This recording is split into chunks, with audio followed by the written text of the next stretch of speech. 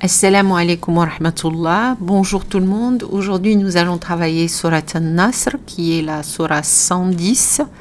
Elle est faite de 3 versets. C'est une surah qui a été révélée durant la période de Médina. Elle est traduite par le secours, la victoire. D'autres l'appellent At-Tawdi', le revoir. Selon la tradition musulmane, elle serait la dernière surah du Coran qui a été révélée. Et les points importants sont d'une part la victoire, qui n'est pas une occasion d'exultation, mais pour glorifier Allah subhanahu wa ta'ala. Et la victoire vient avec l'aide d'Allah subhanahu wa ta'ala. Le deuxième point important, c'est qu'elle est une indication que la mission du prophète sallallahu alayhi wa sallam a été accomplie. Dans cette surah, Allah a informé son prophète sallallahu alayhi wa sallam que lorsque l'islam a atteint la victoire complète dans la région de la péninsule arabe et que les gens ont commencé à entrer en grand nombre dans la religion d'Allah, l'islam, cela signifierait que la mission pour laquelle il a été nommé dans ce monde avait été remplie. Il lui fut alors enjoint de s'employer à glorifier Allah subhanahu wa ta'ala par la générosité dont il avait été capable d'accomplir une si grande tâche, et il devait l'implorer de pardonner les défauts et les faiblesses qu'il aurait eus durant l'accomplissement de cette tâche. Là, ce qu'on retient sur Surat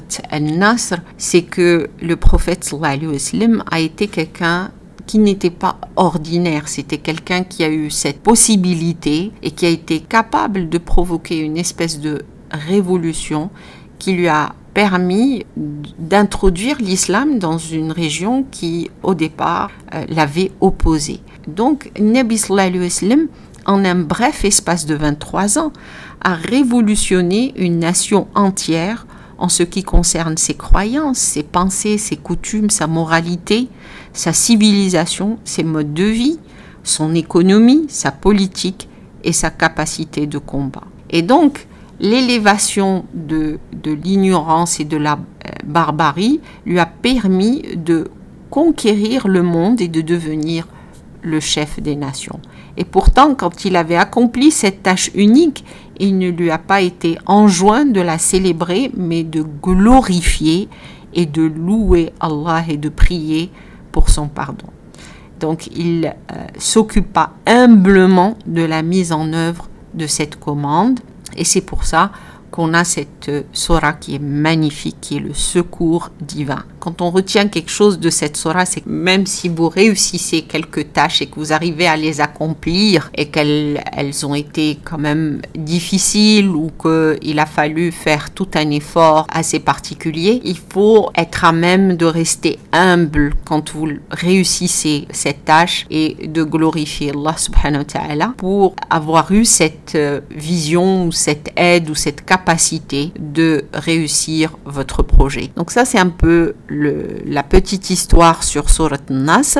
Maintenant, nous allons passer à la traduction, ayah par ayah. Donc, Bismillahir-Rahmanir-Rahim. Ida ja'a nasrullahi wal fath. Lorsque vient le secours d'Allah ainsi que la victoire. Wa ra'ayta an-nasa yadkhuluna fi dinillahi afwaja.